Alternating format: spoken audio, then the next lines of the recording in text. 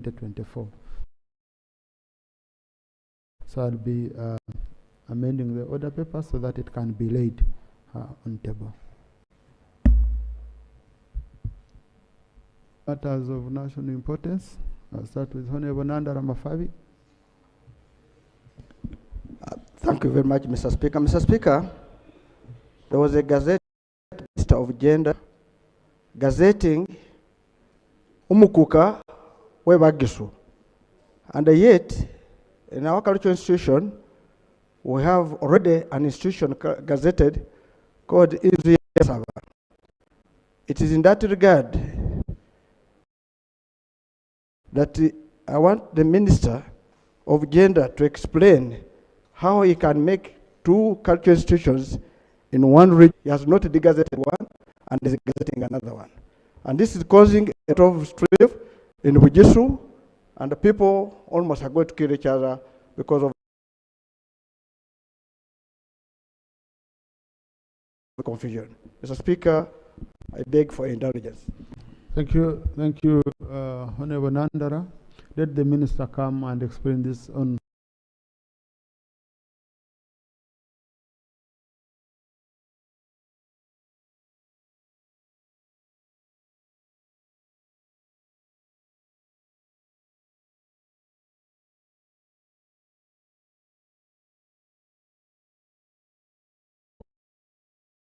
To enroll for certificate courses in medical courses.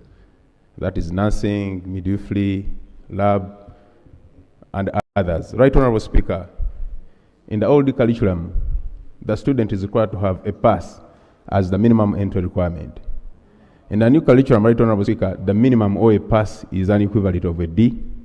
However, government has run adverts only inviting students that C as the minimum entry requirement to enroll for these courses. Right Honorable Speaker, I am raising this matter so that the Ministry of Education can harmonize this issue to make sure all Ugandans are accommodated in the new curriculum to be enrolled for the certificate courses. Thank you.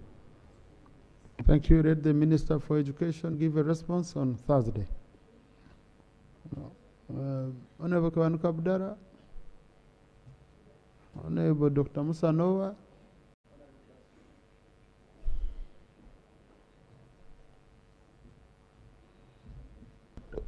Thank you very much, Right Honorable Speaker. Right Honorable Speaker, the matter I want to raise is regarding the payment of tobacco farmers. You are very aware of the story of these farmers, and this year, financial year, the 9.7 billion was provided.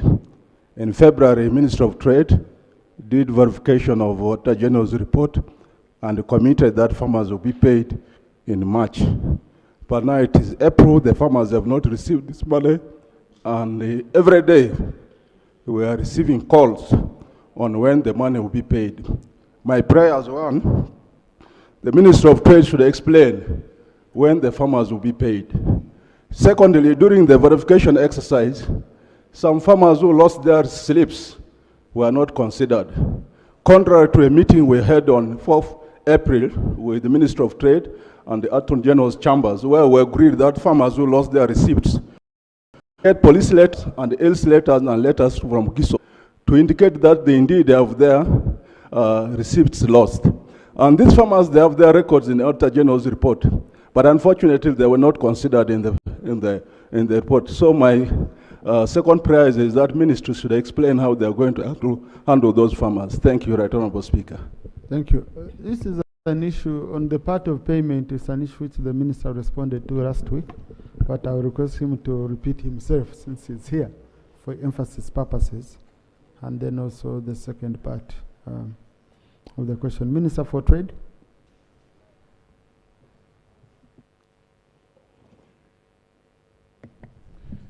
Mr. Speaker, this matter came last week. We did inform the House and members who raised this matter that the verification of the farmers has been completed.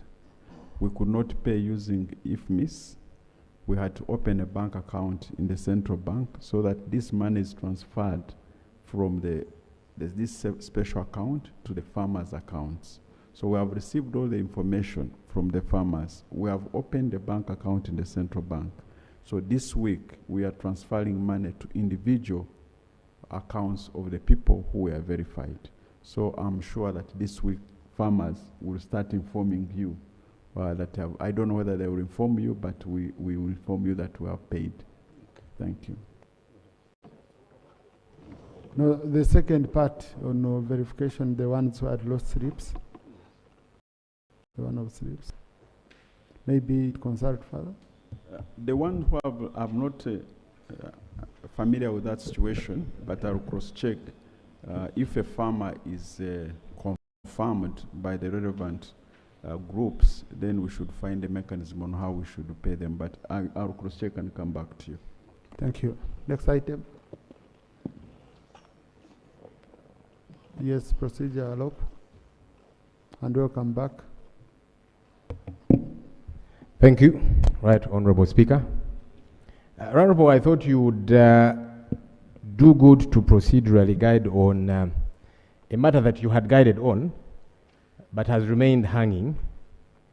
A few days ago, I raised a complaint asking for government to update us on the question of transferring files of civilians who had been incarcerated by the court martials, the military courts. And after the Supreme Court's decision saying military courts have no jurisdiction over civilians, and of course a couple of, including military persons on particular issues. We have been waiting for these files to be transferred to no avail. It's been week after week, it's over 3 months now, and that has not happened. You had tasked government to get back to us on this issue. The government chief whip did commit to come to this house with a statement through the Minister of Defense, I believe. Incidentally, he did reach out to me, Honorable Bua, something I appreciate him for. Clarity on exactness of what I had raised, and I did give him information, and he captured also what was on the Hansard. So I thought that that reaching out, which was a good thing, should have been followed with that statement which they committed to bring, I think through the Minister for Justice actually. So can government tell us what is happening regarding this matter? Because you are in contempt of a decision of the Supreme Court. It made its determination over 3 months ago, and government committed they are going to transfer those civilian files to civilian courts. That has not happened. Why? Why is government okay with being in contempt of court? Thank you. Yeah, Honorable Alop, let's handle that matter tomorrow when we are handling the ministerial policy statement for legal, Committee on Legal. Attorney General will be here. Let's put him to task tomorrow. Okay?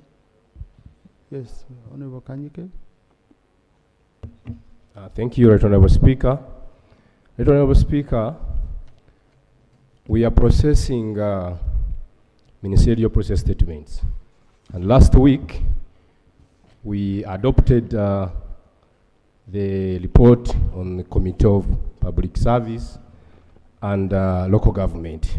Honorable Speaker, I raised a question here concerning the delay for the implementation of the monies which were given to districts which were carved off new cities.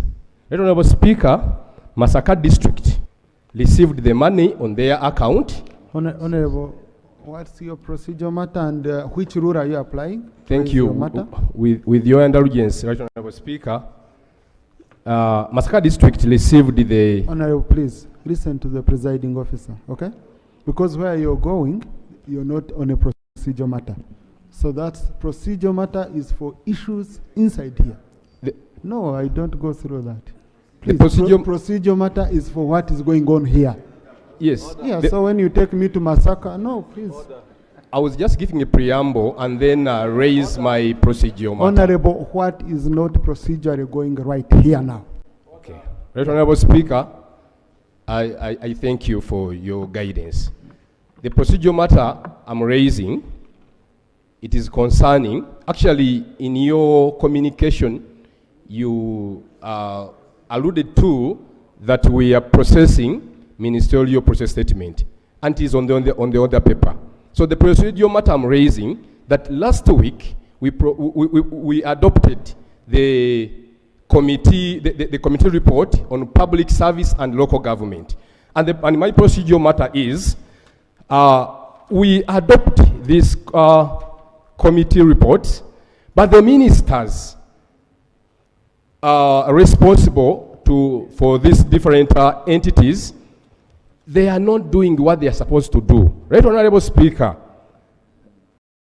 Honorable Majizi Raphael came to Masaka and overturned the decision which was taken by the council. Oh, Honorable, please, just bear with me, okay?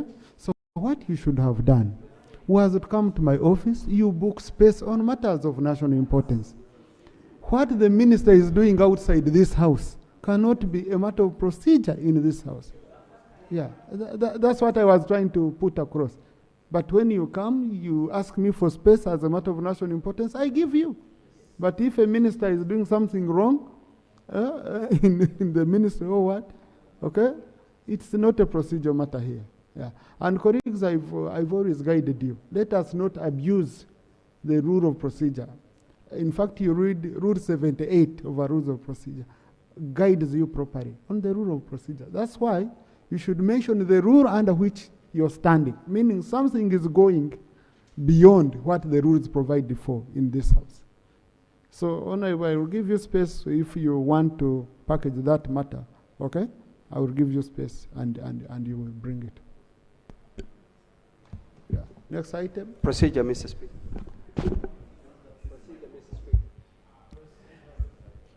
Colleagues. Honorable Watkins, under what rule? 178. 178. Okay. Mr. Speaker, sir, thank you for your kindness and your generosity. Mr. Speaker, sir, December 25, we had Christmas in our homes with families and community.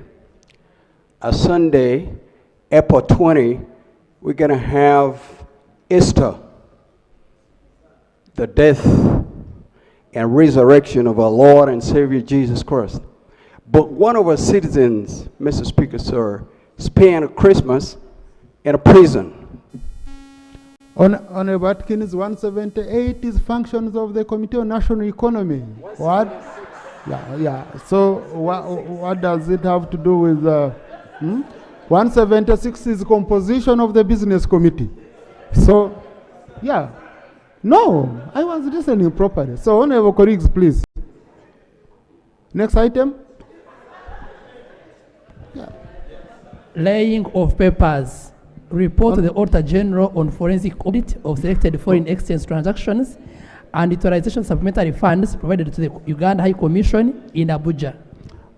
Honorable Commissioner.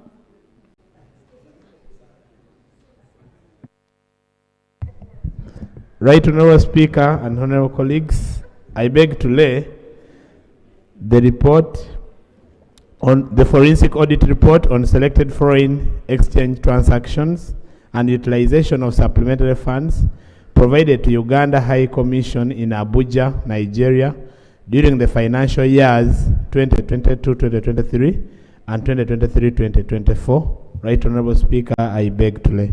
Thank you, Commissioner. This report has very sensitive issues bordering on fraud and all that.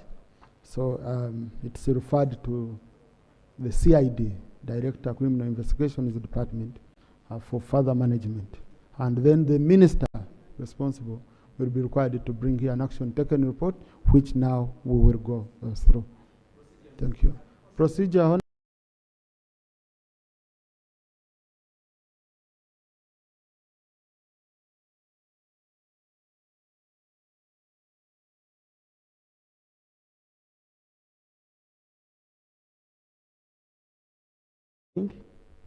And then there is another parallel meeting in this same building, Mr. Speaker. I've got information as of now.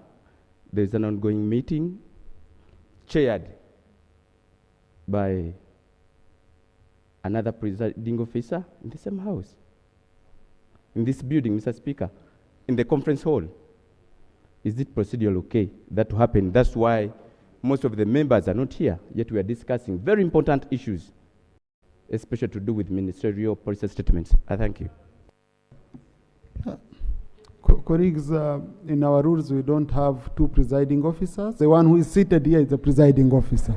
That's number one. Information to correct the statement. But you don't access a microphone that way. You don't dive.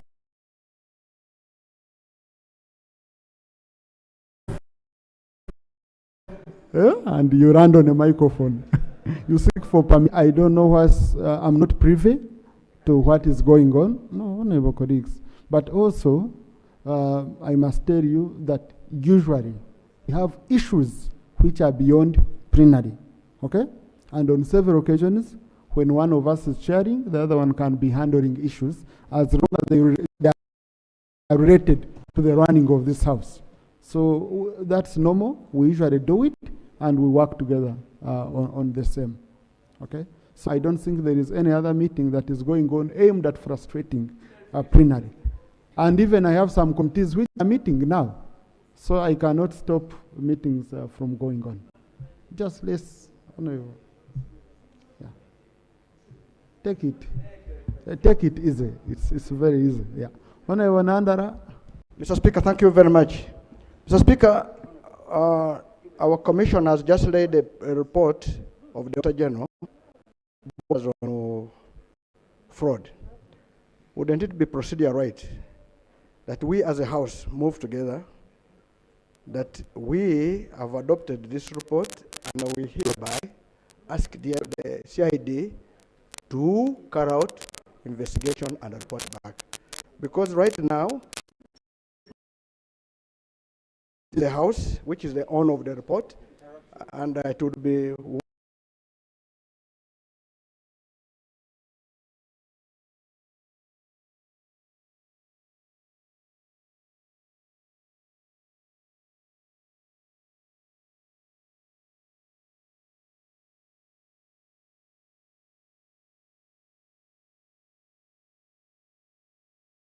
and I found what is very critical is, number one, for the CID to look into it. We are not saying go and saying do this. If you find what the general has covered, borders on criminality, you go ahead and you take charge together with the DPP. It's their option. So that's why I felt that first adopting it here, now that would be a resolution of parliament. But now what we are doing, we are getting the report without our own resolution. I think the Auditor General found this, kind of look into it. We don't need to make a resolution on it. Because this report, there's nothing which bars any other office of government, like Auditor General, rather, like CID, like the IGG, to handle it.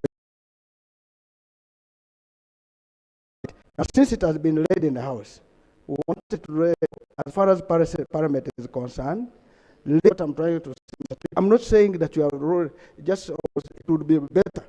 And I did it by saying, we as the House, we have received the report, we hereby ask the whole House agrees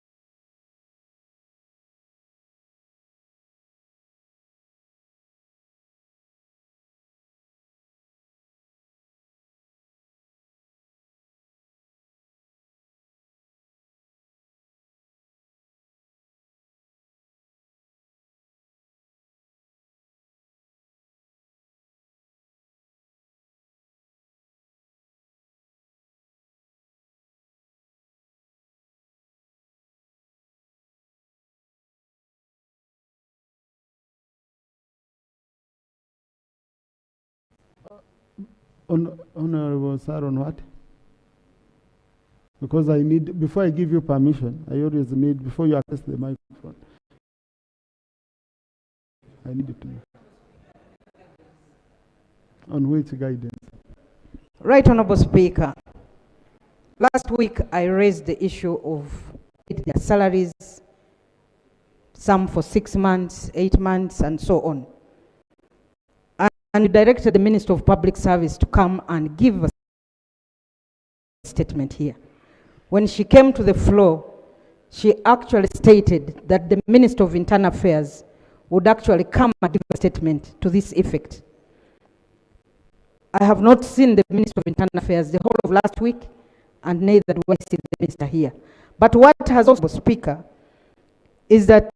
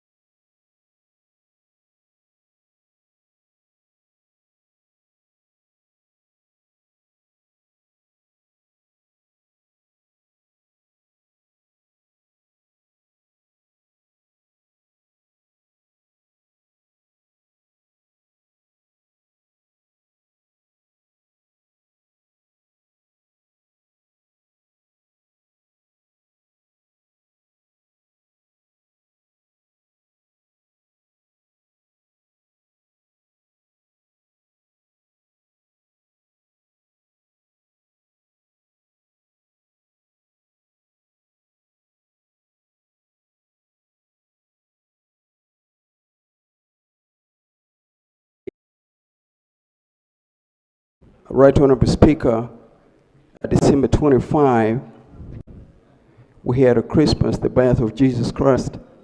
And April 20, this Sunday, we're going to have the resurrection of our Lord and Savior. Mr. Speaker, sir, my procedural issue appeals to your grace, your mercy, generosity, and kindness. While all of us are looking forward to celebrating the resurrection of the Lord with our families, friends, and communities, there's one senior citizen, Dr. Kiza. Honorable Atkins, I think, I don't know, I don't want it to look like I'm suffocating you, or I'm denying you space, or Rule 78 provides for procedure. And Rule 78,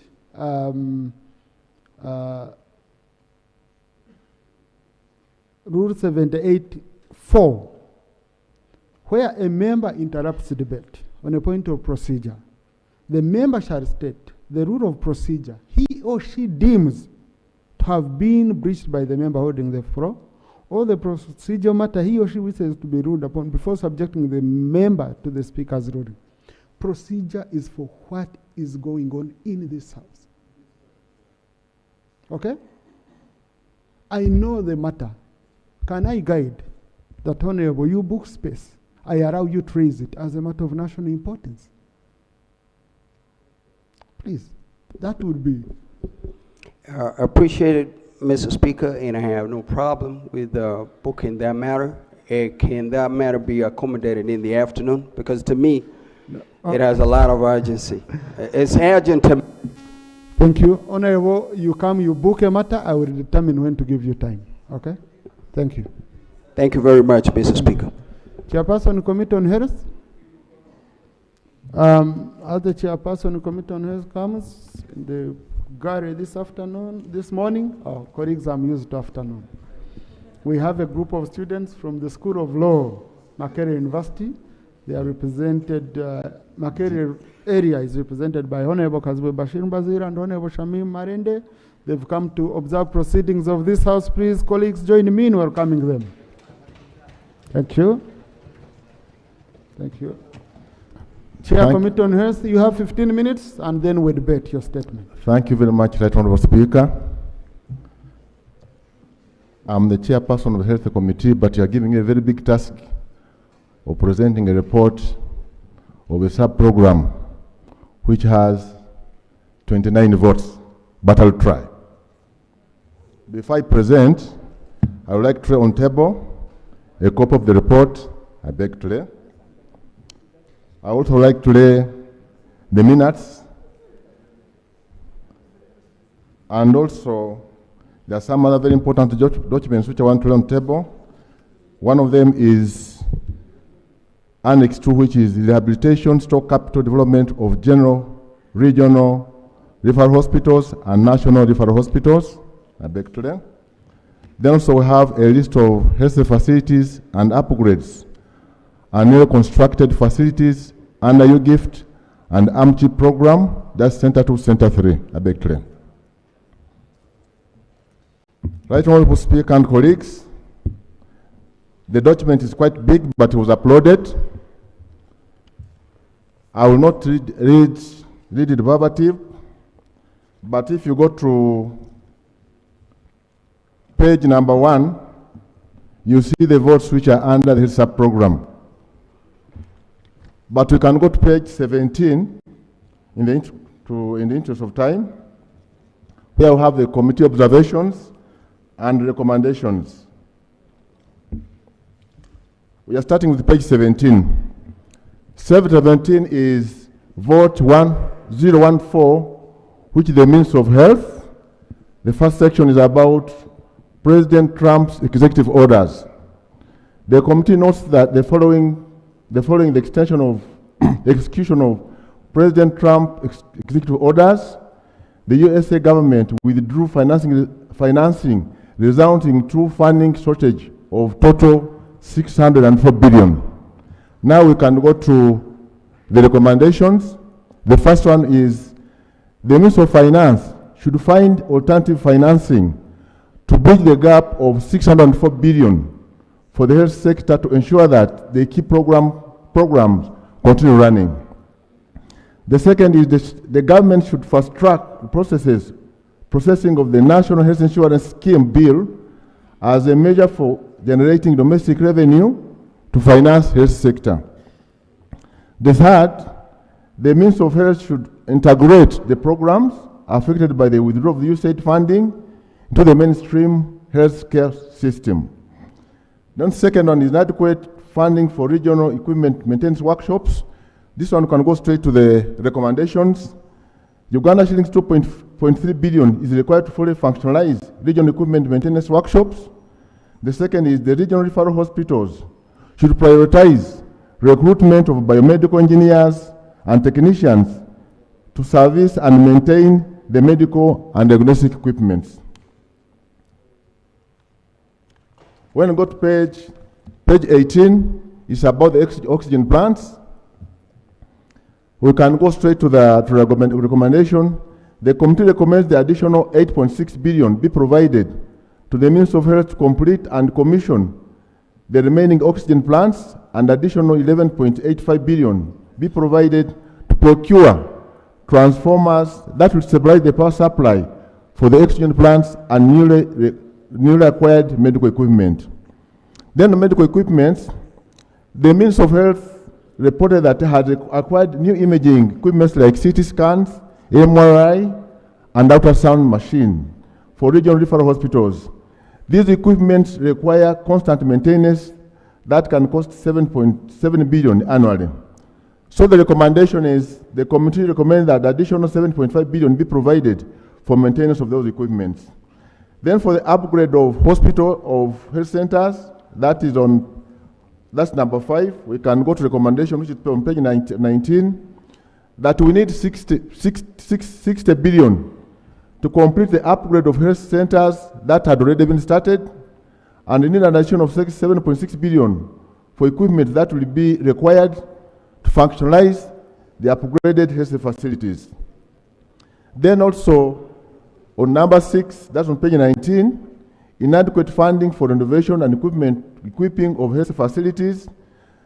If you go to the second last paragraph, the Ministry of Health reported that in 2024-2025, it had planned for partial rehabilitation of 13 general hospitals.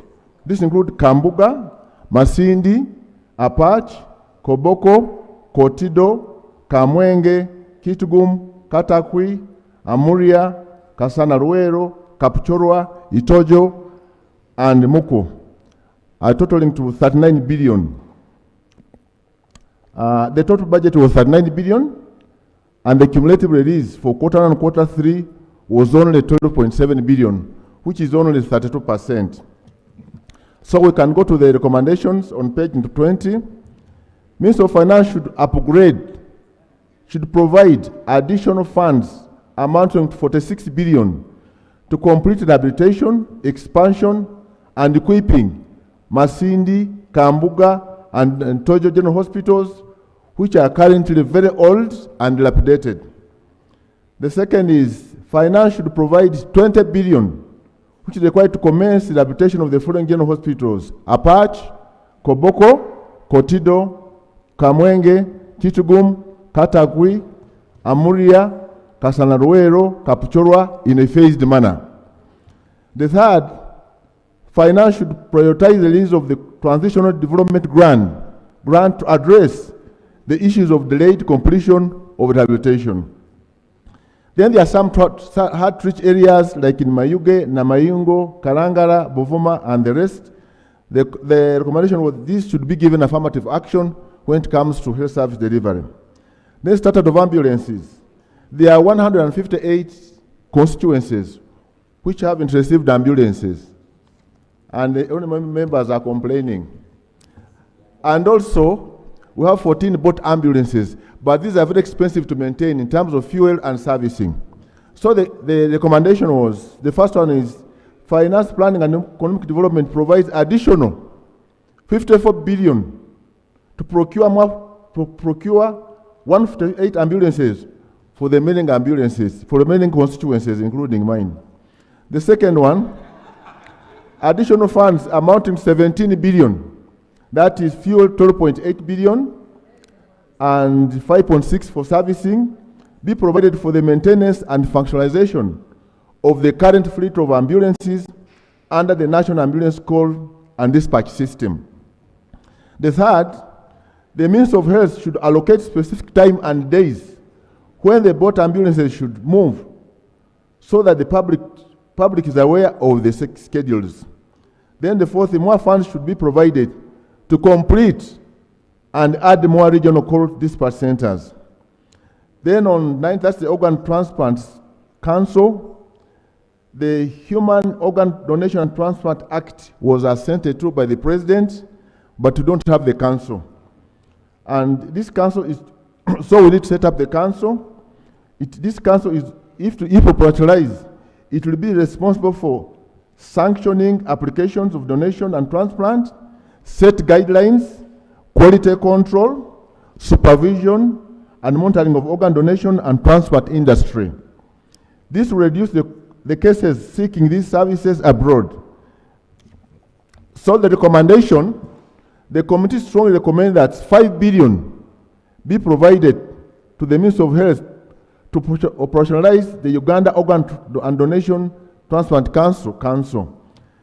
Then under the public health and emergency preparations, I go straight to the recommendation. We need 3 billion to be provided to the Ministry of Health for it to get prepared for any emergencies, outbreaks, by establishing and functionalizing the point of entry health units at Entebbe, Malaba, Busia, Vura, and Sinka. The second one is 4 billion be provided to support the Ministry of Health in operationalizing the national and regional public health emergency operation centers to respond to outbreaks. Then also in inadequate counterpart funding under Global Fund, the committee recommends that 9.6 billion be provided as the counterpart funding for HIV, AIDS, TB, and malaria control projects because this is a requirement. On the status of mortuaries in health facilities, most of our facilities don't have mortuaries, and those which have, the mortuaries are dilapidated and the lack of equipment. So the recommendation is, the committee recommends the Ministry of Health should prioritize modernizing mortuary facilities by providing necessary equipment, expanding their capacity, and ensuring adequate training for personnel to improve the overall quality of mortuary services in health facilities. Then Uganda Red Cross, that's number 13 on page 23. Uganda Red Cross supports the Ministry of Health in emergency services, disease outbreak responses, and blood donation mobilization. So we can go to recommendation. The committee recommends that an additional 3.7 billion be provided to Uganda Red Cross Society to enable them support the Ministry of Health in emergency services, disease outbreak responses, and blood donation mobilization.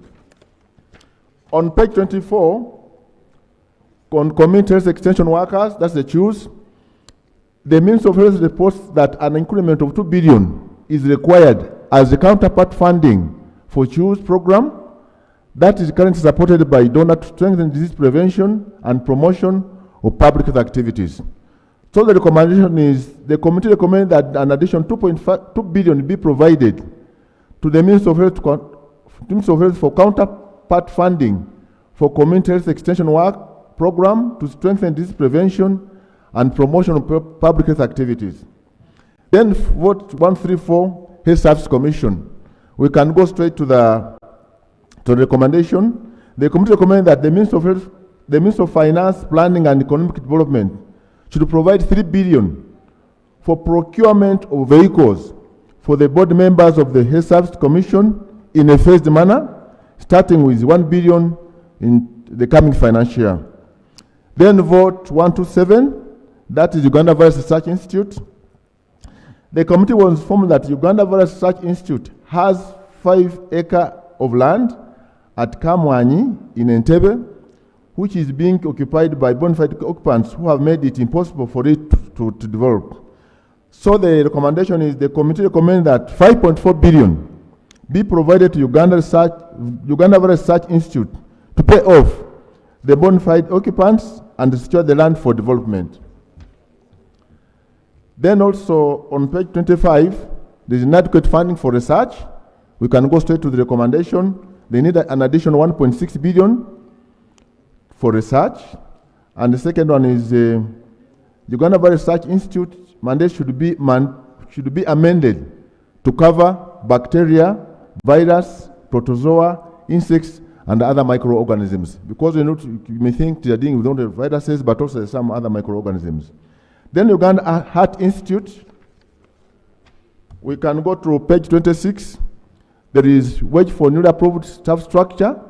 These are understaffed, so they need to go to the recommendation. The committee recommends that the additional wage amounting to 22.89 billion be provided to Uganda Heart Institute to enable them fully operationalize the new approved staff structure and enable timely functionalization of the new expanded Heart Institute complex located in Naguru.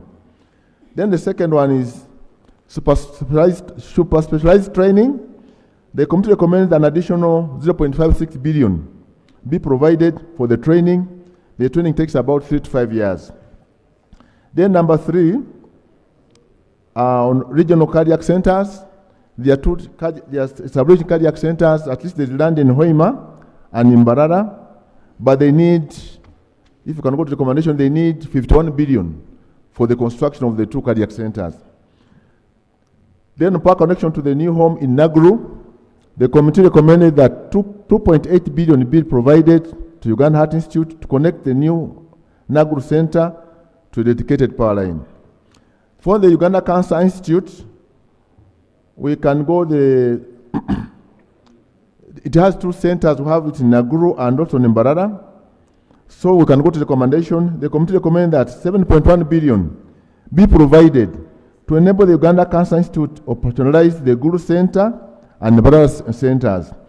This will help bring cancer services closer to the people in order to congest the main cancer center in Mulago. There's also inadequate supplies, medical supplies for the Cancer Institute, so they need 15.9 billion to be provided. Then there's funding for Fred Hatcher Center. The Uganda Cancer Institute Fred Hatcher Center in Kampala was established with funding from U.S. government, and the committee was informed that USAID funding for the Fred Hatcher Research Center had come to an end, so they needed 6.5, and only one billion was provided. So in the recommendation, they need 5.5 billion extra. Staff wages, they are understaffed.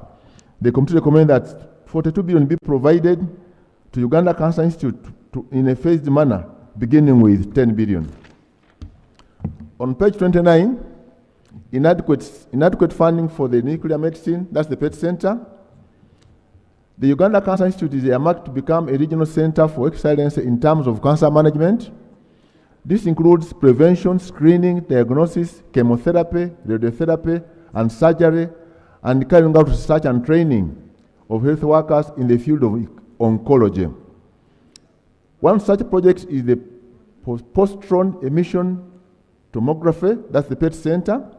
This project is important for the detection of early cancer and will greatly reduce referrals abroad, and cost of PET scans will be 30% of what is paid for abroad.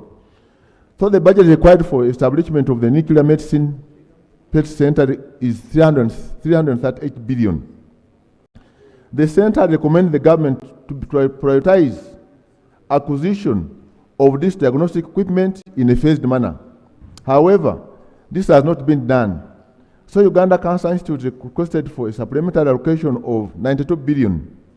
That was required to meet the outstanding financial obligation under PET project. Consequently, 30 billion was allocated through the supplementary funding, creating a funding gap of 62 billion. So the recommendation is, the committee recommends 62 billion be provided for clearing the outstanding obligation on establishment of the nuclear medicine facility, that's the PET center. Then we go to national medical stores. We can go straight to the page 30. That table 10, the funding of the national medical stores, you can see they are located and the funding gap. So we can go to the recommendations which are on page 31. The first one is we need 5.42 billion for distribution of essential medicines and medical supplies required for upgraded health center 2s and health center to health center 3s. Then the second is 25.45 billion to cover reproductive, maternal and child health services.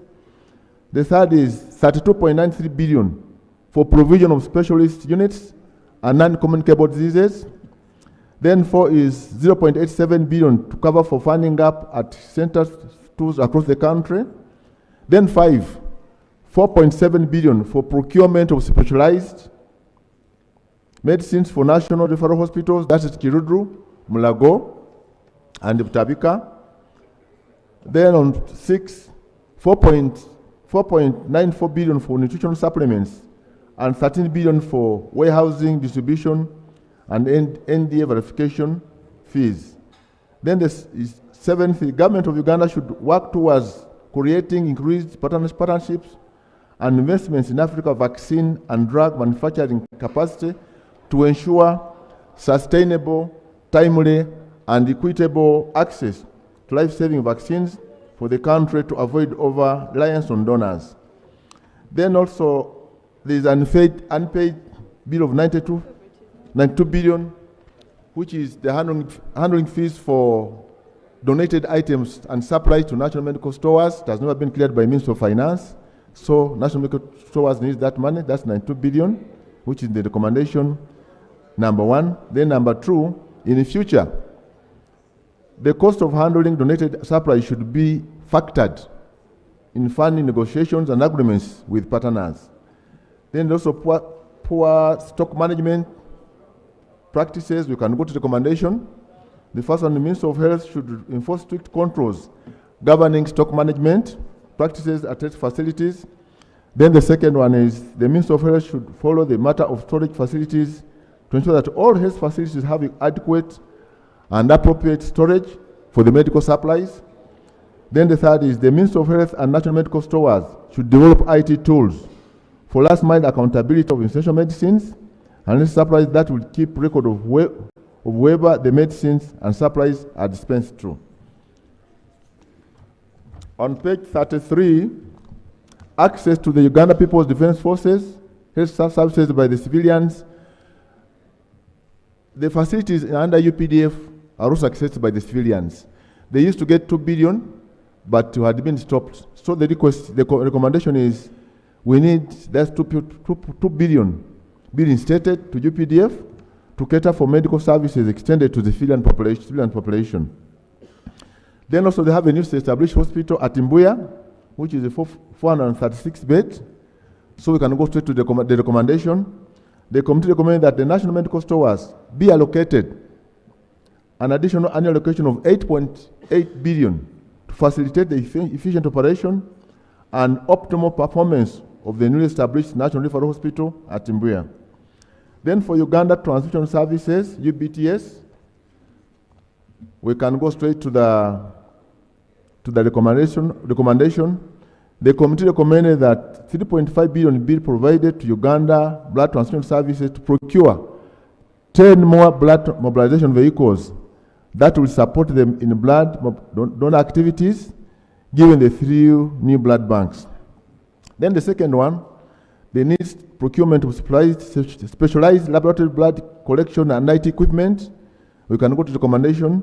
The committee recommends that 3.2 billion be provided to procure blood transfusion services for purchase of centrifuge. The centrifuges are critical in preparation of blood components. Understaffing, they also need more staff for the new structure, so they need the recommendation 11.7 billion. But this can be done in a phased manner. Then when we go to Kawempe Hospital, we can go to, it's only 46% of the staff positions are filled, so we need an extra 6.1 billion to raise that percentage to around 60%. Then inadequate funding for medicines and supplies, and the recommendation we need about 1 billion.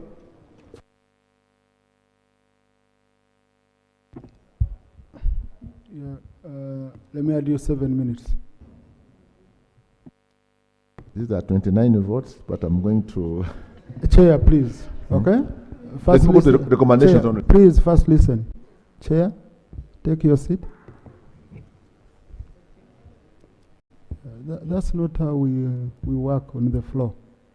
Okay? Yeah, you're chair when you're guided. You don't start by procrastinating and then you start. You utilize your time because we need members to have more time for debate. We read this report. You gave it to us last week. So we read the report. We need debate. Otherwise, if we go on reading and members don't debate, then you'll be satisfying yourself. 7 minutes. Much obliged, Right Honourable Speaker. I think now I'll go to the general observations.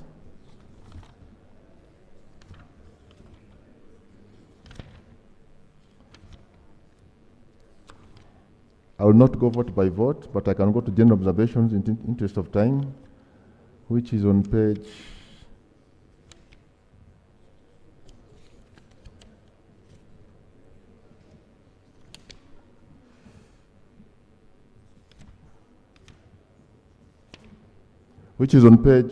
on page 54. That's general observation and recommendations. The effect of oxygen plants on electricity bills. We can go to the recommendations. The Ministry of Health, together with the Ministry of Energy and UDCL, should conduct a national energy audit for hospitals to identify inefficiencies, wastage, prioritize upgrades, and recommend cost-saving interventions. The second is the Ministry of Health should procure energy-efficient oxygen plants that consume less power. The third is the Ministry of Health should create protocols for hospital power use to monitor and reduce electricity costs by prioritizing critical equipment and enabling routine energy reporting. Then on second one, the status of non-communicable diseases and level preparedness to deal with the rising challenges. We can go to the recommendation on page 56. The Ministry of Finance, Planning and Economic Development should allocate the adequate funds to cater for NCDs that are increasingly killing citizens silently. The second, the regional referral hospitals should prioritize procurement of essential medicines and technologies for NCDs in their procurement plans. The third, the Ministry of Health should enhance preventive health measures to curb the rise of NCDs. Then the fourth, the regional hospitals should introduce quality assurance systems to improve in chronic care of NCDs patients for better clinical outcomes. Then status of antimicrobial resistance in Uganda health system, we can go to the recommendations. The Ministry of Health should implement a robust AM1 surveillance system to monitor resistance patterns and inform treatment guidelines. Second, the Ministry of Health should promote rational use of antibiotics through education, guidelines, and policy enforcement to stop over-counter medication. The third, the Ministry of Health should invest in diagnostic infrastructure to enable timely and accurate pathogen identification and susceptibility testing. The Ministry of Health should implement stringent infection control measures to reduce the spread of resistant pathogens within hospitals.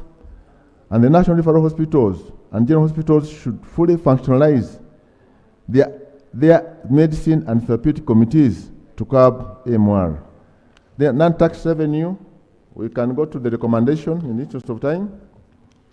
The Ministry of Planning should adjust NTR ceiling and also return the NTR funds to the hospitals.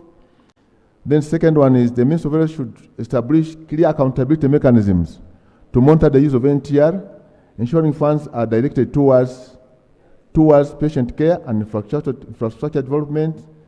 Then AMH should come up with clear guidelines utilization of the NTR. Private wings, I think also go to the recommendation. The budget for private wings should be enhanced to match with revenue collections. There should be a deliberate effort to support hospitals with capital development funding to construct and provide private wing services.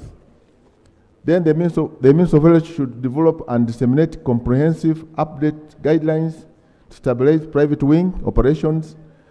The last is the Ministry of Health should revise the current private wing policies and guidelines that prohibit recruitment of contract staff.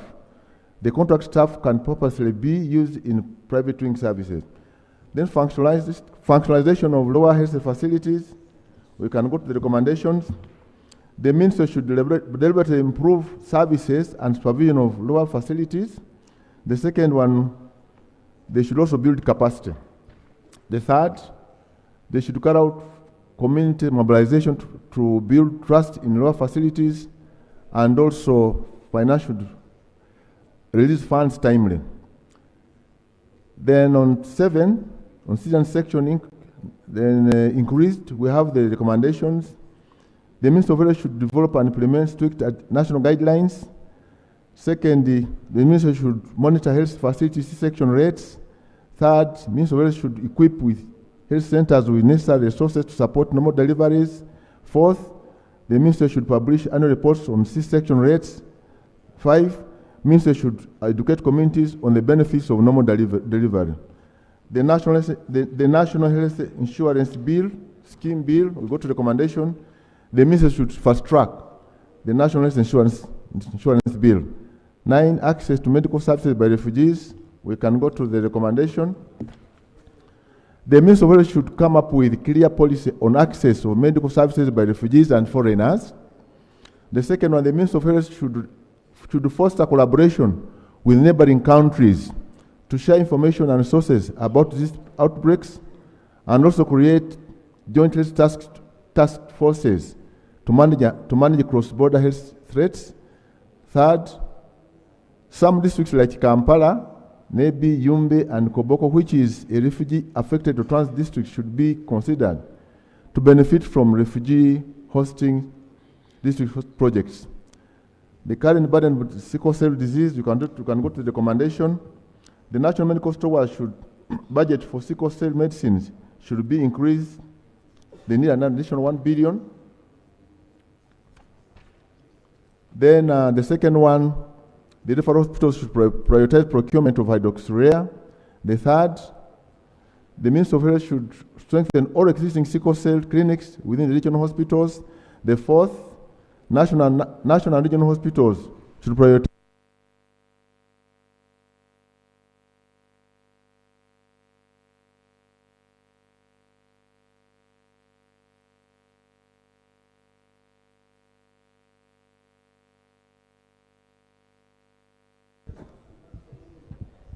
conclude.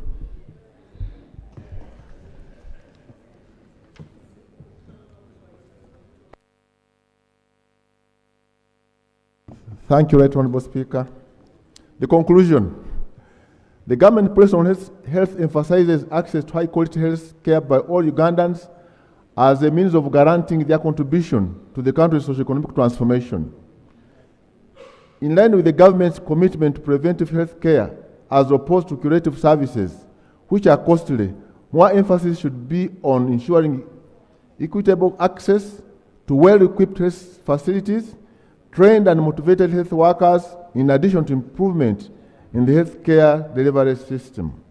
The committee recommends that a total of 3.2 trillion, excluding KCCA, Uganda Commission, local government PXC, of which 1.628 is recurrent, that includes pension, gratuity, and areas, and 1.61 is development expenditure. The budget allocation for the health sector is shown in the table below.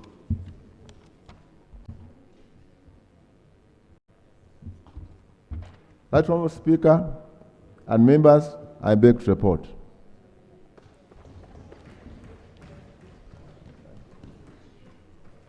Thank you, Chair.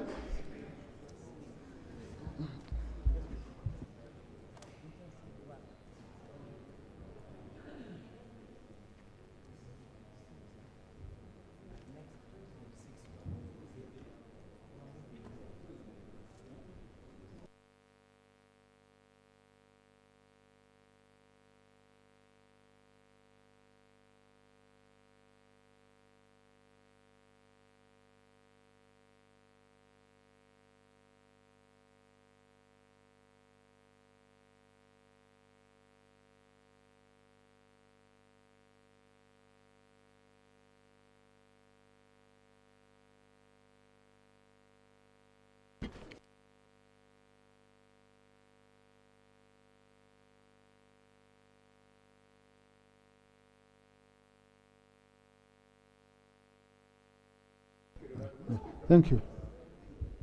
I'll start with Honorable Ndezi, Honorable Mudimi, Honorable Ababiku, Honorable Alex,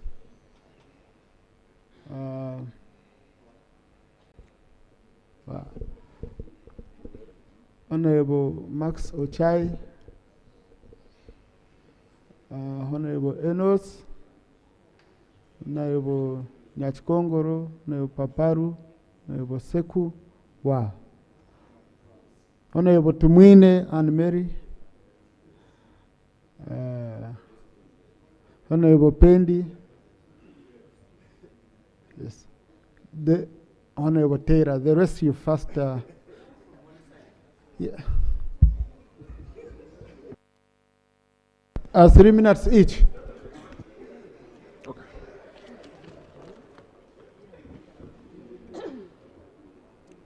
Right, Honorable Speaker.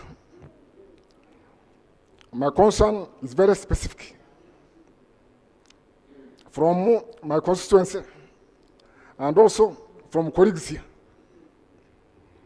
Several colleagues here have been asking me, where are wheelchairs for people with disabilities? I read this report in quite fine details. I read the report in the best orthopedic services in this country, in all of South of Sahara. However, as we speak right now, all these workshops have collapsed. They are not undertaking any production at all. As we speak right now, people who need these appliances have to resort to the private sector. You need more than $500,000 to purchase a wheelchair. You need more than 300,000 shillings to buy a crutch. Ordinary people cannot afford this. When we made the Disability Act, we said the Ministry of Health shall ensure that people with disabilities access mobility appliances at free or subsidized prices. We have been asking the Ministry of Health to prepare this provision of the law, but nothing has been done. So my question is, Ministry of Health, when will you ensure that people with disabilities in this country have access to these services at affordable prices? Where is the plan? Where is the budgetary provision? Thank you so much. Thank you. Honorable Mdimi, Honorable Babiko. Right, Honorable Speaker, Mbale Hospital, Regional Hospital, is overwhelmed by number of patients. Some time back, 10 years ago, government initiated the construction of surgical ward. Up to now, they have not completed.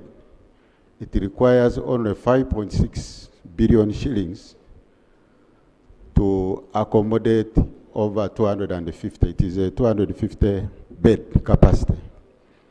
But up to now, they have not finished, and when you visit Mbale Regional Referral Hospital, patients are all over the corridors outside, and it's now raining, mosquitoes, those who are taking care.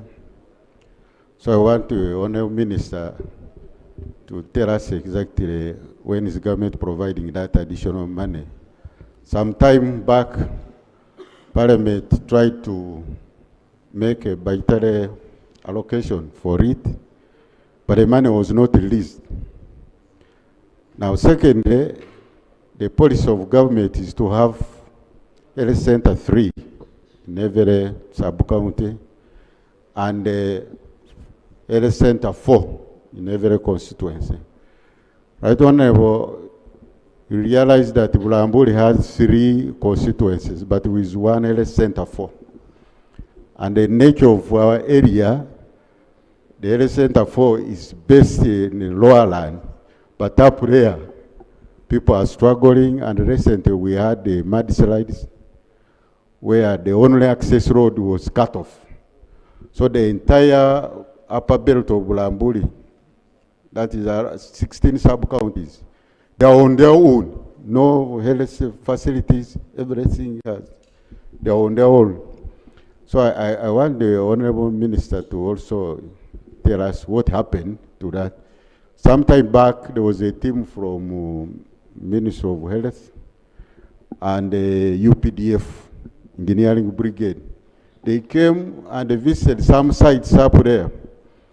And even informed the Wananchi that we are going to construct one of the facilities up there called Buluganya, where my place there.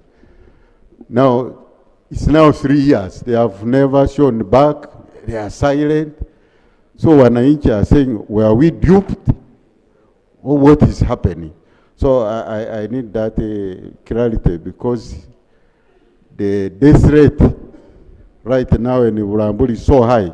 As I speak now, today in my place area, they are burying 7 people. Thank you. Honorable colleague, there is information I'm trying to get, because there is something we agreed upon in this house.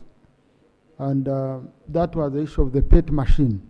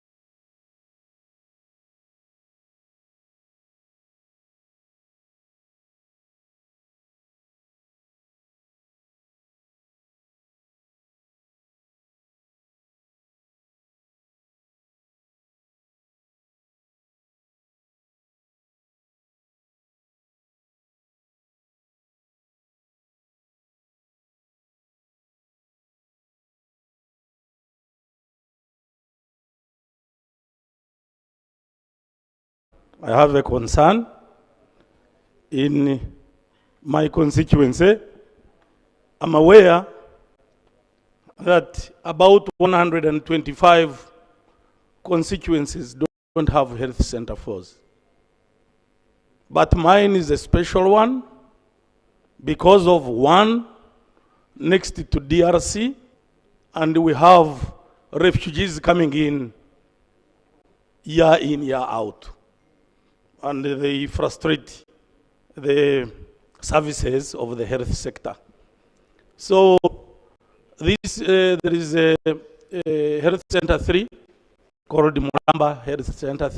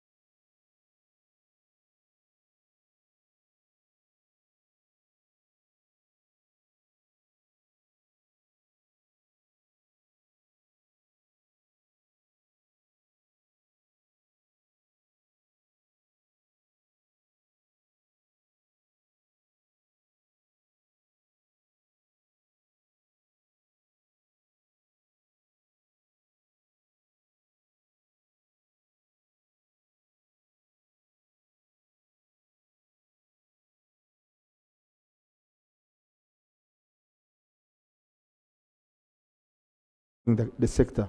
Why don't we look at the alternatives? Why can't we fast track the health insurance, the national health insurance bill?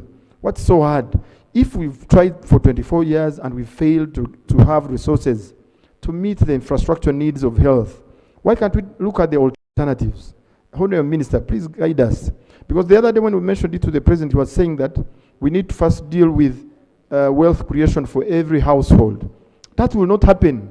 It will take ages. Yes, we can do wealth creation, but at the same time, we'll look at the alternatives that will bring solutions. The silver bullet in having all these challenges resolved is in putting more resources or finding alternatives for the resources. Number two, Right Honourable Speaker, is our challenge of spreading too thin and actually achieving nothing.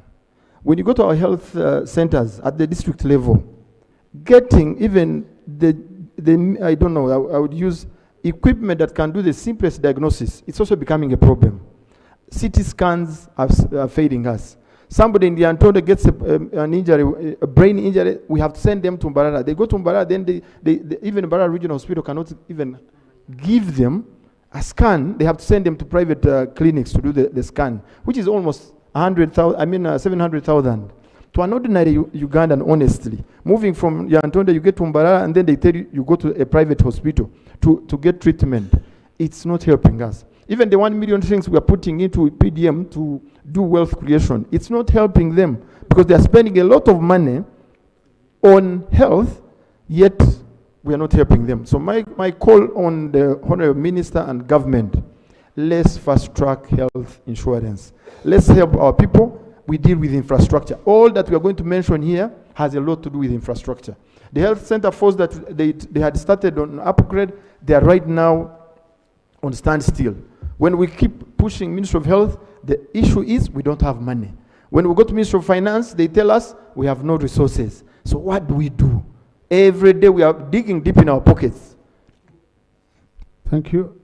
Honorable Lydian Paparu, followed by Honorable Nyaskwangwe. Thank you, Right Honorable Speaker. I want to thank the committee for the report.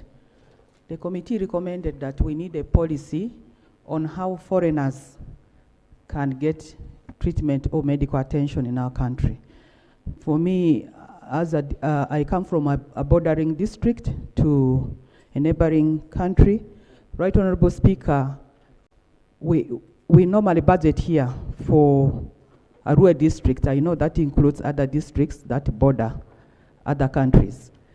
But Right Honorable Speaker, with the porous borders that we have, normally when we get drugs, our neighbors, especially from DRC Congo, for my case in Arua district, they get this information. You see the population increases, within a week or two, the medication is done. So for me, that is a big point to note, that we need a clear policy on how foreigners can get medication within our country. I want to concur with the committee on issues of equipment. We have been making some progress in improving health services in the country. In my district, we have finally had a health center 3 upgraded to a health center 4. There were some infrastructural developments done, but there's no equipment and the staffing is limited. We now have a health center 4, that is Bondo Health Center 4. It is supposed to have staffing of about 87, but we have staffing of 18. I think that is something we should take note of so that whatever we have done can make meaning, because we need the chain to the end so that the last person can receive treatment. Finally, on the issue of the USAID funding, Right Honorable Speaker, the committee has recommended that the government should absorb some of these activities that were funded under that project. That is very, very important, because I know under USAID funding, there were staffs that were paid in health sector, in the health centers or in the hospitals. Now that this money is not there, we cannot be here sitting and not filling that gap. That will mean some staffs will not be working, and it is going to create a big gap in the country. Thank you very much. Thank you, Honorable Nyachkongoro. Right Honourable Speaker, and I want to thank the committee for the issues raised. Right Honourable Speaker, my concern is about the ambulances. We were invited, we raised momentum for the people. We went and told people that they are going to receive ambulances, but up to now, nothing is being mentioned. And we went to the Ministry of Health, by the way. Now, this goes back to the members of parliament, where they think that some members from certain constituencies are not working hard because they have not delivered. Yet, we were all invited as members of parliament, and they promised that each constituency is going to get an ambulance. Right Honourable Speaker, when it comes to access to health, previously, we thought that it was distance from homes to access health centers. Now that government has put up infrastructure, the issue of staffing, like my sister has said, I want to thank the Minister, Honorable Nifa Kawaya, who came to open some of the health facilities in our area that were built by government.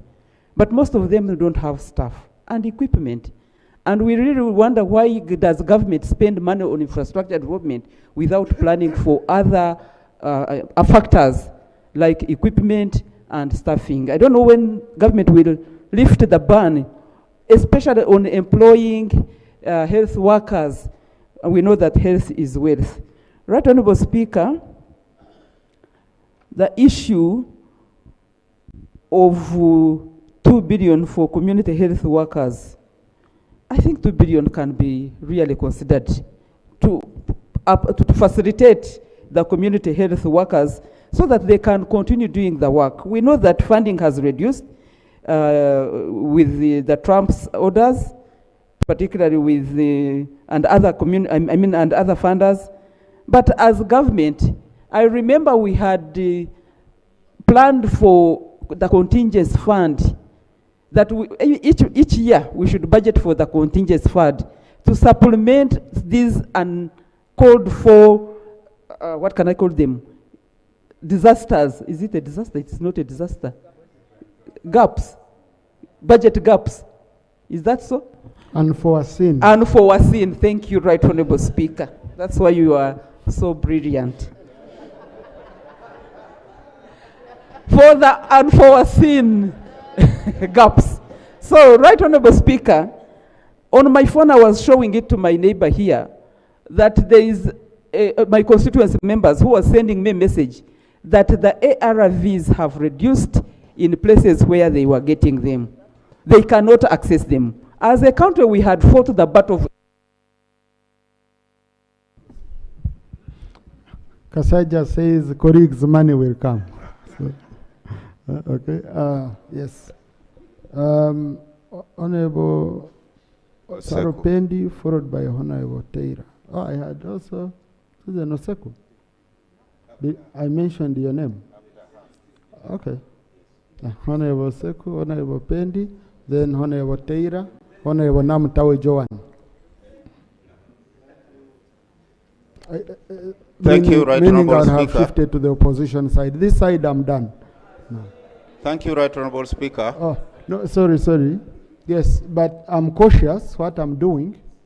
I'm cautious to ensure that each sub-region, at least someone speaks. So, yeah, so I know I've noted Honorable Chemonges for Sebei, Honorable Stera for Karamoja.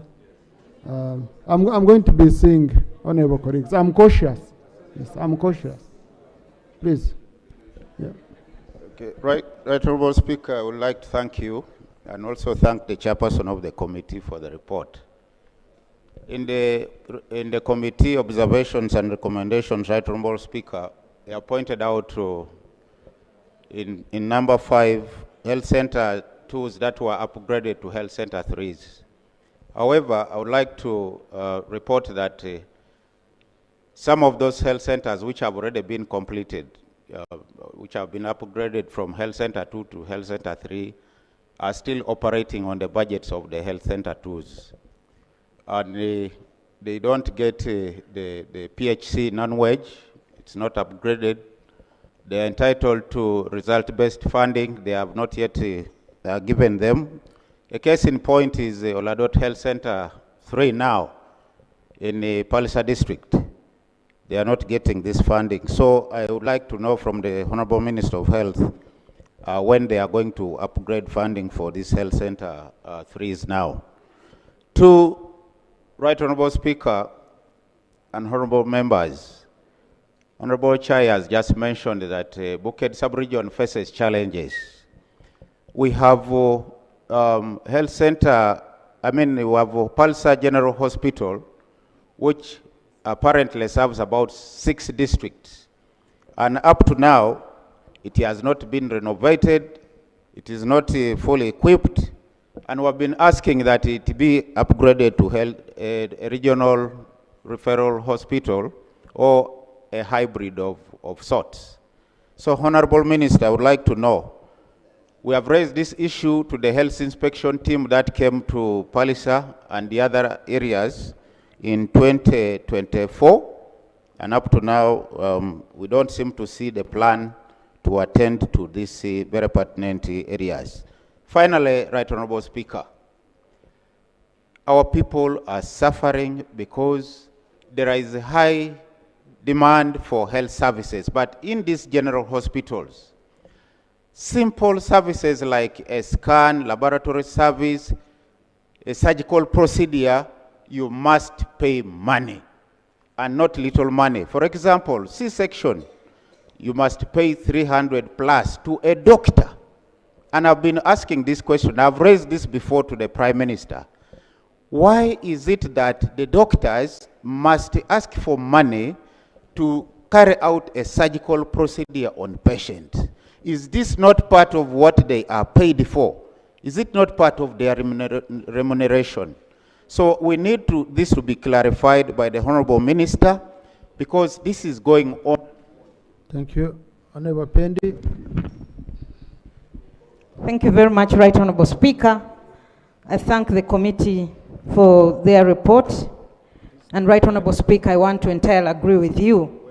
We must prioritize the purchase of the PET machine so that we end the challenge that Ugandans face.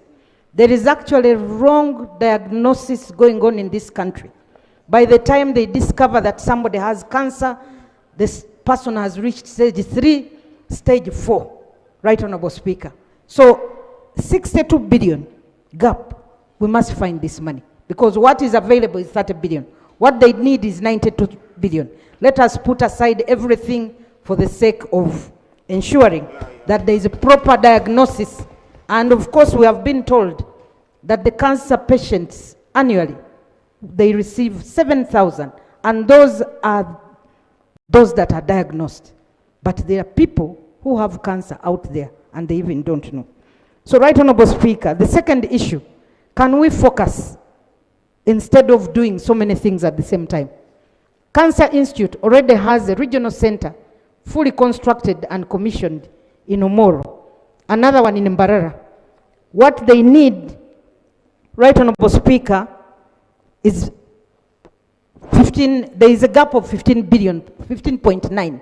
What has been provided is 9 billion. Can we prioritize that? Because what goes on at the Cancer Institute, colleagues, if you get there, you actually feel sorry. It is terrible. It shouldn't be a center of excellence for the treatment of oncology and training of oncologists in the East African region. So, Right Honorable Speaker, I want to support the committee report that let's prioritize. For the Heart Institute, Right Honorable Speaker, they just want to start constructing. Can we focus on the Naguru facility and have it operational first before we think of starting other centers outside? Because for the others, they're already running, like Cancer Institute, I talked about the two. For the Heart Institute, can we first prioritize that and have it operational before we think of the Hoima and another center that they are thinking about? Right Honorable Speaker, I want to move to the other. The digital X-ray machines, thank you, Minister of Health, for procuring these equipments. Right Honorable Speaker, we've had a challenge of X-rays in this country. When I was Minister of State for Health, We took a new digital X-ray machine to Tororo. Unfortunately, 5 years down the road, this equipment has never worked. Just a small. Thank you, Honorable Taylor, followed by Honorable Matawe. Matawe. Thank you, Right Honorable Speaker. And thank you, Chairperson of the committee, for your able submission. Right Honorable Speaker, I join my colleagues in applauding government for its efforts to operationalize the regional cancer centers. Right Honorable Speaker, what is pertaining in the Cancer Institute is terrible. And the only way we can decongest it is to make these regional centers operational. And there are certain facilities that we should also start considering in putting in some of our hospitals at the district level, especially in cancer scanning, because most people, by the time they realize they have a cancer problem, it's too late. So we should have a mechanism where information can be disseminated at the local level to enable them. Maybe those who require to go for further screening can be referred. But when at least at the district hospital, we have mechanism to detect. Secondly, Right Honorable Speaker, the 77 billion funding gap for the health center for hosts in constituencies which are lacking should be given priority, in my honest opinion. Some of us represent constituencies which are by the banks of the rivers and lakes. And there is a lot of activity that relates to health in these areas. And the people have a general bias of moving from those areas to go and seek medical attention. So we get a lot of challenges that relate to health in those areas. If these facilities are near to them, there can be an easy way of convincing them to get this diagnosis and then get medical support. Thirdly, Right Honorable Speaker, the issue of ambulances. I don't know which criteria was used in the start on those ones which were distributed, but we need to have a uniform approach. If we say that we are allocating money, then let's have all the constituencies covered in one go, than saying those who speak well and those who speak less should be given an opportunity and priority. That is not helping us, and we are getting a challenge in this area. Lastly, Right Honorable Speaker, these issues tend to be so sentimental, but the presence of the Minister of Finance would speak so much to the priority given to these issues at this time, and none of them is here. I find it out of proper procedure. I thank you, Right Honorable Speaker. Thank you. Yeah, I totally agree with you, Honorable, because Minister of Finance has how many ministers, but it seems when Honorable Msasas is not around, no one else can be. You know, it's a pity. And the budget is their process. It's their process. Yes, I had picked Honorable Namtawe, Joan, Honorable Zake, Karangara.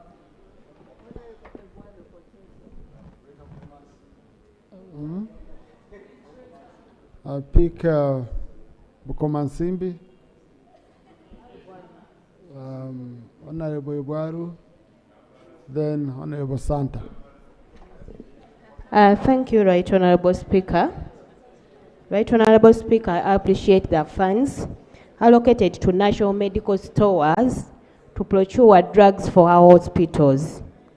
Right Honorable Speaker, last week but one, I was in Masaka Regional Referral Hospital with a patient, but the situation I found there is so alarming. Patients are asked to buy drugs from private pharmacies, which is too costly to them. Right Honorable Speaker, Masaka Regional Referral Hospital is struggling with the drug stockouts due to high number of people getting services from this hospital. Right Honorable Speaker, we are in the budgeting process. Can we get a commitment from the Minister that in this coming financial year, all hospitals, especially Masaka Regional Referral Hospital, will get enough drugs to save our people? Thank you, Right Honorable Speaker, for the opportunity. Thank you. Honorable Zake. Thank you, Right Honorable Speaker. Right Honorable Speaker, I'll begin from the same note. what everybody keeps talking about in our communities is about the lack of drugs in the hospitals. But my problem is about the issue in the statement that we've just had.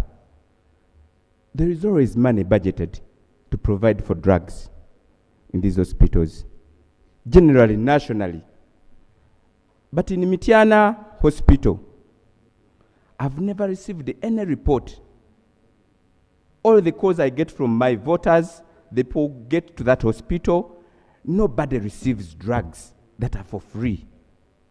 First and foremost, money is always solicited from all the patients, almost all patients.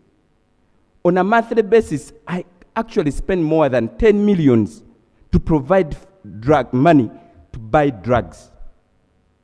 Using my mobile clinic in Mityana, I almost spend a lot of money purchasing drugs, treating people, and I'm wondering what is the health sector doing about this? This is what everybody talks about, year by year. And when we get into campaigns, you keep promising free medical services. But this is not happening. So since we have this opportunity that we're in the budget process, let us put up mechanisms to make sure that medicine is not stolen from hospitals and medicine can be accessed by patients. Because almost everybody has cheats from doctors. You can't buy this kind of medicine, buy this so-and-so medicine. So this practice should stop, and we make sure that medicine gets to the common people. I thank you. Thank you. Kalangala. Thank you, Mr. Speaker, for the opportunity. The people of Kalangala are proud of you. I want to commend the committee for such a wonderful report, especially to the hard-to-reach areas. We feel represented very well. The Honorable Chair, thank you for listening to our cry, especially, Mr. Speaker, the issue of ambulances that were not fueled. They were not given fuel in the ND4, but now that you have brought it out, we are grateful and we are hopeful that this fuel is going to come to us, not only in words, Mr. Speaker, but in action. On page, Mr. Speaker, on 29th March 2025, I wanted to give you why we are saying we are happy that we are going to get fuel. There is a lady who was coming from Banda Island. She was going to give birth, but she gave birth in the middle of the lake and in a very ugly boat. So when we have these ambulances functional and very well fueled, we are going to be happy and honored to get them. Mr. Speaker, secondly, on page 21, you gave a recommendation that the committee recommends that the ministry should allocate specific time and days when the boat ambulances should move so that the public is aware of the schedule. Mr. Speaker, a health condition cannot be allocated time. You cannot tell somebody to get sick tomorrow. So why, I don't agree with the committee on this recommendation. Because say, for example, in the islands, you cannot tell somebody to get sick and the ambulance moves or doesn't move. The ambulance must be stationed somewhere ready to move at any time. Yeah? Because if, for example, somebody gets COVID-19 and they have the signs, you mean you're going to wait for Sunday and it is a Monday? So I believe, I think, Mr. Speaker, this recommendation should be removed from the committee report because it doesn't really make sense for me as a member of parliament from the hard-to-reach areas. I thank you so much, Mr. Speaker. Thank you. I don't mind about that recommendation because it's not of a budgetary nature. Okay? So the recommendations which we refer to the committee as per Rule 149(2) of our rules of procedure are those that need reconciliation, harmonization, and consolidation into the budget. So since it's not of a budgetary nature, can as well be Much ignored. obliged, Mr. Speaker. Thank you, Honorable. Yes. Thank you, Right Honourable Speaker and Chair for the committee for the report. But my concern from the report, financing and upgrading lower health facilities. We have a challenge. It's a good proposal, but the challenge is we try as members of parliament like me. We have a health center too, Chabagoma Health Center. We have one room. Everything is done there. I took an initiative to even buy the land for the hospital, but the ministry, we wrote letters, we haven't received any response, but it accommodates like 5,000 people, patients. So we need to look into that. Secondly, when we look at upgrading counties with no health centers in Bukomansimbi, like Butenga Rural, yet we passed here that each sub-county has to have a health center. So we have to look at sub-counties with no health centers. Lastly, Honorable Speaker and Chair, if we are upgrading, let us focus on some factors like the population. We have Butenga Health Center 4. It helps people from like 4 districts in Greater Masaka. And we all have one regional referral hospital, that is Masaka. If we are to upgrade, we pray, and we have been here praying. Let us upgrade Butenga Health Center 4 to a hospital. Thank you so much. Thank you. Honorable Santa, Honorable Atkins, Honorable Ongisto, Honorable Waru, Honorable Barimozo. Thank you so much, Right Honourable Speaker. I thank the committee for giving us a very good report. My first question is to the Minister of Health. You called us sometimes back to Nakasero to receive ambulances. When will Yam District gets the pledge of the ambulance? People are asking day in, day night. Secondly, Right Honourable Speaker, I want to address myself to the issue of the counterfeit funding arising from President Trump's executive order. Mr. Speaker, this has affected HIV, where we have very many people suffering from this. It has affected malaria, where we have children, women, and others, and also TB. And the committee has recommended 9.6 billion, Mr. Speaker.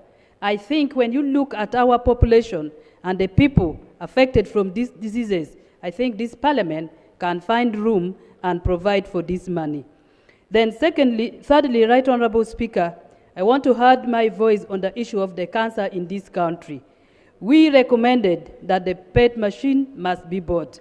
Mr. Speaker, once again, I want to state that the whole of last year, I was in the Cancer Institute with my late dad, and the congestion there, Mr. Speaker. We are now in the rainy season. When it's raining, you find the attendants out, they are being beaten by rain. And, Mr. Speaker, if there's something that this parliament can do once again, let's buy this machine, number one, then two, let's try to focus on decongesting the Cancer Institute in Mulago by providing money for Mbara Satellite Center and then the Northern Regional Center. And, Mr. Speaker, looking at the Cancer Institute, from congestion to drugs, lack of inadequate staff, you find that we have a big problem as far as this disease is concerned. Then finally, I want to talk about the maintenance of equipment. We have bought equipment in many regional referral hospitals, but we don't have the technicians to maintain them and to service them. So it looks like moving 2 steps in front and then moving another 2 steps backward, Mr. Speaker, because money has been spent. But the equipment works for like 2 months, 5 months, or 1 year, and they are down. And then they remain there. Then when the patients come, they are referred to the private facilities. Mr. Speaker, I want to thank you, and I pray this parliament find room to accommodate the budget, more especially for the Cancer Institute in Mulago. I want to thank you. Thank you.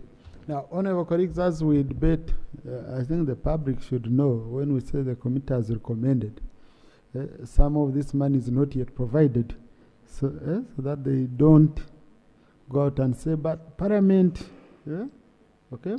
Because on health alone, the unfunded priorities which Dr. Young and team have brought come to a total of 1.776 trillion. That's outside the budget we have. The money we are saying, look for. Okay? That happens to also other sectors. So that's why when we go to reconciliation with the budget committee, it's very critical. A very good example, the health centers, when we repurpose the budget, the health centers which they promised to include, I hope, Chair, they've included them. Ambulances, including my constituency, honorable colleagues, by the way, when you are talking about who is connected. Some of you, most of you are not connected as me, but I wasn't considered for the ambulance. So I join you in the quarrel, we quarrel together. So you have another here. Yes, you have another here. So it's a health center for ambulances. Oh, I don't have. And you look at my constituency, a hard to reach area. Yeah. Thank you. Yes. So I had already mentioned the Honorable Watkins here next, followed by Honorable Manuel Rongso. Then I'll come to independence. Independence, I've noted you. Oh, Honorable Waru was first. Okay, Honorable Waru, then Honorable Watkins. The problem, you keep shifting. You are here, now you're this side. Mr. Speaker, this Parliament, in its wisdom, in April 2021, passed a resolution to honor the doctors in Soroti Referral Hospital, following that miraculous operation that they conducted in Soroti Hospital to separate the conjoined twins. Mr. Speaker, at that time, Parliament made a resolution to honor that hospital by elevating it into a into a regional referral and a teaching hospital. The challenge we were given at that time as leaders was to identify land. Our leaders have identified land in Soroti University to a tune of 50 acres of land. Mr. Speaker, sir, as I speak to you now, Soroti Referral Hospital doesn't have a medical ward. A ward that was built by the whites long time ago has collapsed. Soroti Referral Hospital, as I speak to you, Mr. Speaker, doesn't have an X-ray machine. Soroti Hospital doesn't have an anesthetist. Soroti Hospital doesn't have an orthopedic doctor. Mr. Speaker, Soroti Hospital doesn't have even an oxygen plant. So what does it have? I can tell you it has nothing. Now, I raised the matter, Mr. Speaker. These are the things that are on the ground. I am happy Mr. Honorable Minister Chwer is here, whose patients are treated from there. Honorable Kasa is here, whose relatives are treated from there. I raised the matter of a transformer to be put in Soroti Hospital so that we produce oxygen. Honorable Kasai has not attended to me up to now. Mr. Speaker, sir, I want to request that the issue of Soroti Referral Hospital is a big matter. The hospital is by name. The hospitals are sick. In fact, Soroti Hospital is sicker than all the hospitals in the country. I request you, Right Honourable Speaker, and the members, the people who are here, let us take this matter as a very serious matter. Our people are dying. This is a referral hospital. So why would we call it a referral hospital, yet we don't have even Panadol in the hospital? The minister is looking at me. Please listen to me and attend to this matter. I thank you, Right Honourable Speaker. Let this matter, let's look for resources so that we invest in the hospital. We have got land. What is important is only to identify resources so that we build the regional referral hospital and a teaching hospital in that area. Otherwise, Mr. Speaker, sir, information, sir. Right Honourable Speaker, just to supplement, I know my colleagues here. The truth is, while I'm here, I'm not supposed to really so much make, but Soroti Regional Referral Hospital is sick. there is a need for me and my colleague and all of us and the committee to go to Soroti and look at Soroti and prescribe a solution. It's bad for the people, it's bad for the government. Honorable Choru, if I may ask, have you brought that to the attention of cabinet? There is so much that goes on in the cabinet that we discuss, but I am telling you, Soroti Regional Hospital is sick. Yeah, because you see,